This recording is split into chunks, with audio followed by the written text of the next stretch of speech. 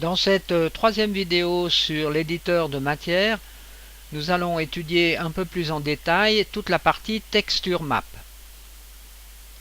Nous avons donc ici plusieurs texture maps, diffuse, spéculaire, bump map, IMAP et ainsi de suite. Maintenant, regardons à quoi servent ces différents boutons qui se trouvent ici. Alors là déjà, première chose, on voit la texture qui est dans cette partie ici. Alors si l'on clique ici, on peut aller chercher la texture donc dans l'éditeur CryEngine. Si l'on clique à cet endroit, à ce moment-là, on va ouvrir ce que l'on appelle l'Asset Browser et on peut voir les textures dans l'Asset Browser. Si l'on clique à cet endroit, on peut voir la texture dans Photoshop. Et ceci à condition que l'on a défini le chemin dans les préférences. Alors ensuite TIFF, c'est la même chose, c'est dans Photoshop. Et ce bouton nous permet de revoir la texture dans l'Asset Browser. Alors pour obtenir donc Photoshop lorsque l'on appuie sur un de ces deux boutons, PSD et TIFF, il faut aller dans les préférences, Tool, Préférences, et dans la partie File, Texture Editor, il faut marquer Photoshop. La partie diffuse de Texture Map est le plus commun, donc aux matières. Il définit la couleur et le motif de l'objet. C'est comme si on peint une image sur la surface d'un objet. Si par exemple vous vouliez créer un mur de briques, il suffirait simplement de prendre un fichier image avec une photo de brique. Alors ce qu'il faut savoir, c'est qu'une texture diffuse n'a pas de lumière directionnelle. Ensuite, il faut aussi faire bien attention d'avoir une diffuse color donc bien appropriée, autrement on a une image trop claire ou trop sombre. Alors il est conseillé dans le moteur CryEngine d'utiliser la valeur 186,186,186 pour les valeurs RGB pour obtenir une lumière correcte dans le moteur. On peut ici développer les paramètres diffuses en cliquant sur cette petite flèche et à ce moment-là, il y a beaucoup de paramètres qui apparaissent qui vont nous permettre donc de générer un tiling, des oscillations ou bien des rotations de texture. Alors regardons le paramètre tiling ou bien le carrelage. Alors on peut obtenir donc une multiplication soit en X soit en Y. Alors là je mets 2. Je mets 2 en V. C'est X et Y en somme. Donc vous voyez, je peux changer la configuration de la texture. Ensuite, si par exemple je veux faire un offset, je peux agir à cet endroit. Si je mets 0.5, voyez, j'obtiens un offset de la texture suivant un axe ou bien suivant l'autre axe. Je peux aussi obtenir une rotation de la texture en agissant sur Rotate W. Alors je mets par exemple 45 degrés. Regardons maintenant la partie donc oscillateur. Pour regarder donc la partie oscillateur, je vais déjà changer ici la texture. Je vais prendre ce type de texture. Alors je reviens dans la partie oscillateur. Et ici vous voyez, vous avez différentes possibilités donc en U ou V, donc toujours XY. Alors ici où vous n'avez aucun changement, donc il n'y aura absolument pas d'animation de la texture, ou bien on va créer déjà un déplacement constant.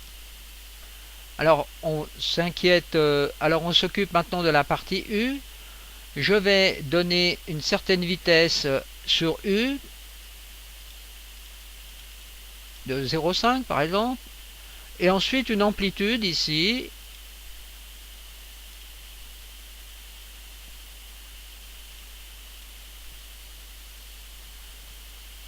Donc là, on comprend tout à fait ce qui se passe. Effectuons la même chose donc en U et en V.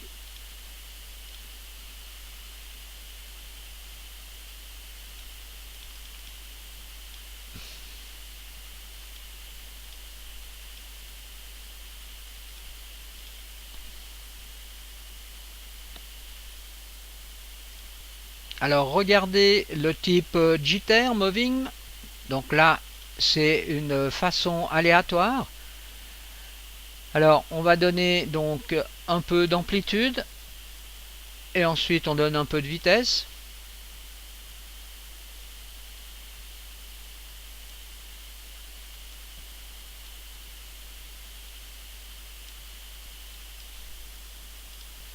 Essayons le type pan moving.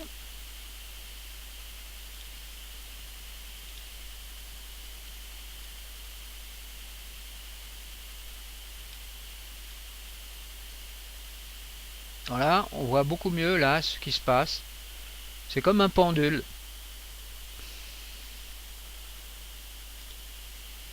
Le stretch moving, qui est de la déformation.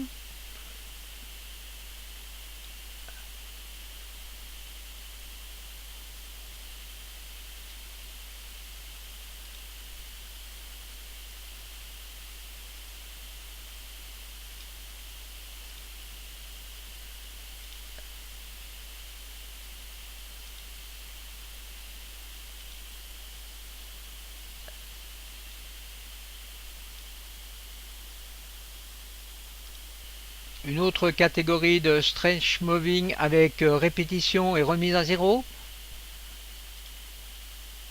voyez, on repart toujours à zéro. Maintenant, regardons le paramètre rotator. Alors ici, j'ai pas de rotation possible. Alors là, je mets constante rotation. Donc là, j'ai mis sur le rate une valeur, une amplitude très petite.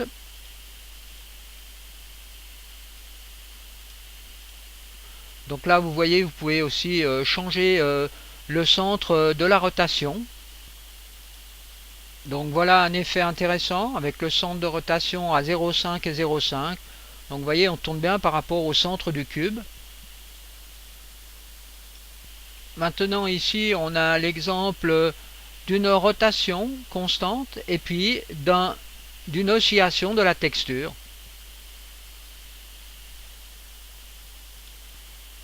La deuxième texture map sera la texture spéculaire.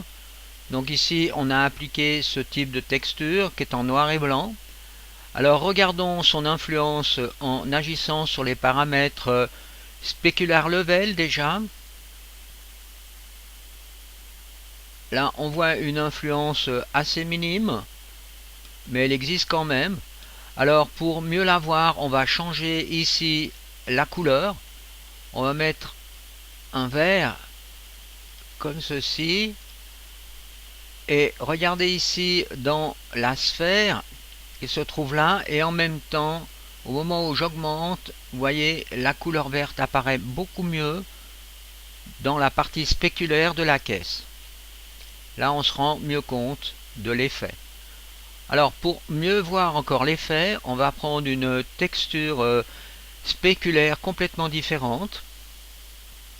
Donc là, vous voyez, j'ai utilisé cette texture spéculaire où il y a un gris et un blanc pour mieux voir donc comment agit la texture spéculaire.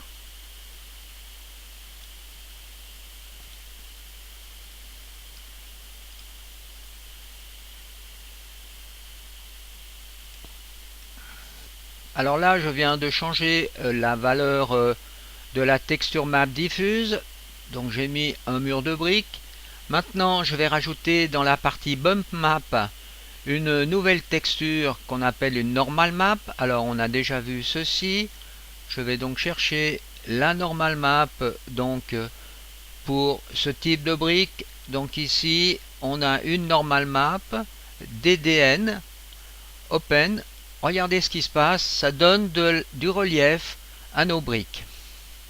Donc le but de la normal map, c'est d'accentuer le relief sur les textures.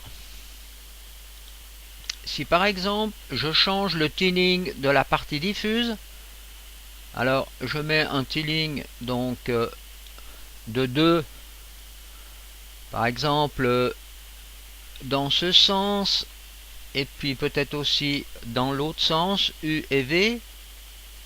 Non, je vais garder simplement U. Eh bien, il ne faut pas oublier aussi de faire le tiling sur la partie donc normal map.